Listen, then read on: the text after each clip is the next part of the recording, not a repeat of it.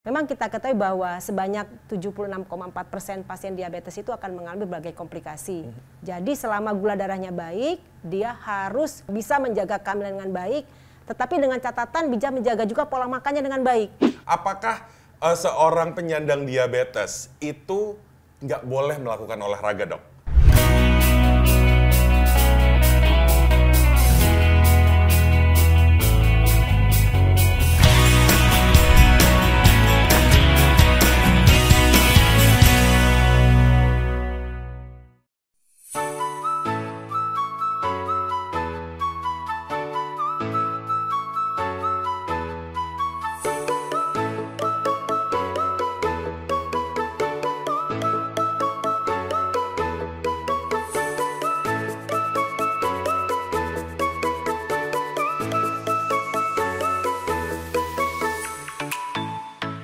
Sahabat Mika, apa kabar? Kembali lagi di Bincang Sehat Mika. Saya Danar Gumilang, senang sekali bisa menyapa sahabat Mika dalam episode kali ini. Dan sudah hadir bersama dengan kami, Dr. Fatima Eliana Taufik, spesialis penyakit dalam, konsultan diabetes mellitus. Dr. Fatima, apa kabar, Dok? Alhamdulillah baik, Mas Danar Gumilang. Luar biasa. Sahabat Mika, kali ini kita akan membahas mengenai mitos atau fakta seputar penyakit dalam. Nah, dokter, ini kalau bercerita mengenai mitos dan juga fakta. Pertanyaan pertama untuk dokter. Wah, ini kayak lagi di kuis jadinya ya, Dok ya. Apakah benar penderita diabetes ini pasti akan mengalami kebutaan dan juga akan ada amputasi di kakinya nih, Dok? Jawabannya adalah mitos. Karena tidak semua penderita diabetes itu akan mengalami kebutaan ataupun amputasi.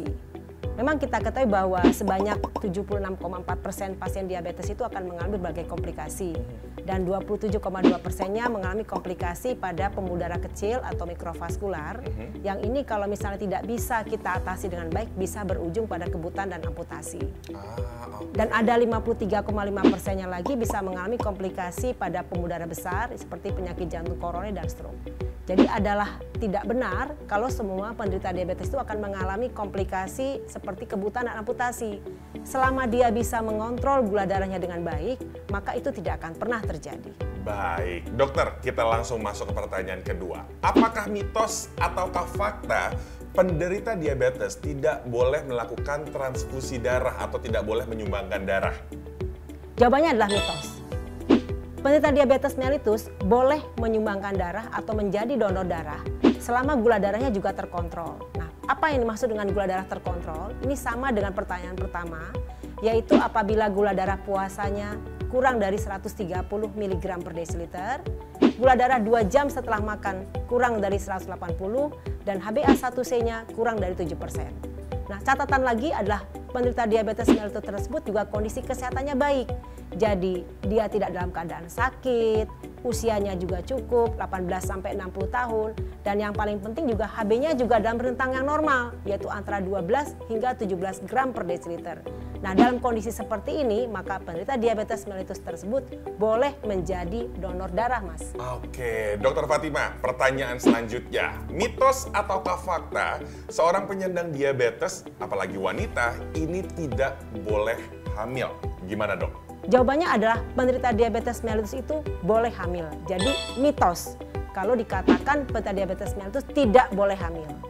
Jadi selama gula darahnya baik, dia harus bisa menjaga kehamilan dengan baik, tetapi dengan catatan bisa menjaga juga pola makannya dengan baik.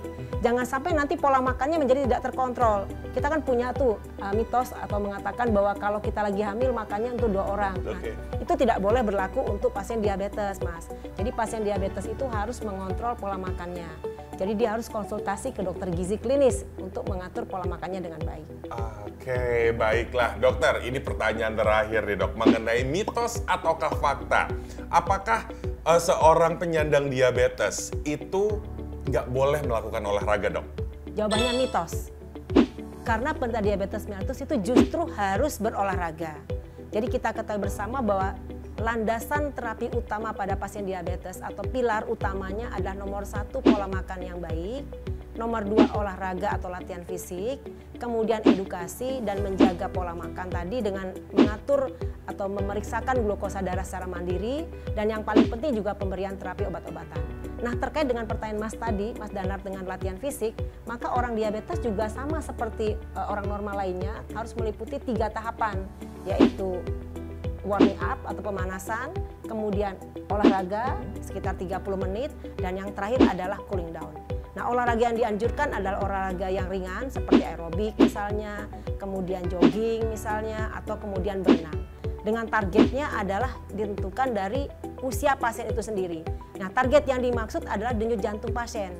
Jadi pasien tersebut tidak boleh olahraga melebihi target denyut nadi maksimalnya, yaitu 50-70% dari denyut nadi maksimal. Cara menghitung denyut nadi maksimal ini adalah dari umur pasien, yaitu dari angka 220 dikurangi umur pasien. Jadi itu yang perlu diperhatikan, bahwa olahraga harus dilakukan pada pasien diabetes dan adalah mitos kalau pasien diabetes tidak boleh berolahraga. Baik, Dokter Fatima, terima kasih banyak untuk waktunya dan juga penjelasannya untuk sahabat Mika. Itu dia tadi perbincangan kami bersama dengan Dokter Fatima. Sahabat Mika, mudah-mudahan apa yang disampaikan dalam episode kali ini bermanfaat untuk kita semua. Dan ingat, harus mengontrol gula darah dan harus dicek dan harus dikonsultasikan juga kepada yang bisa menangani itu semuanya.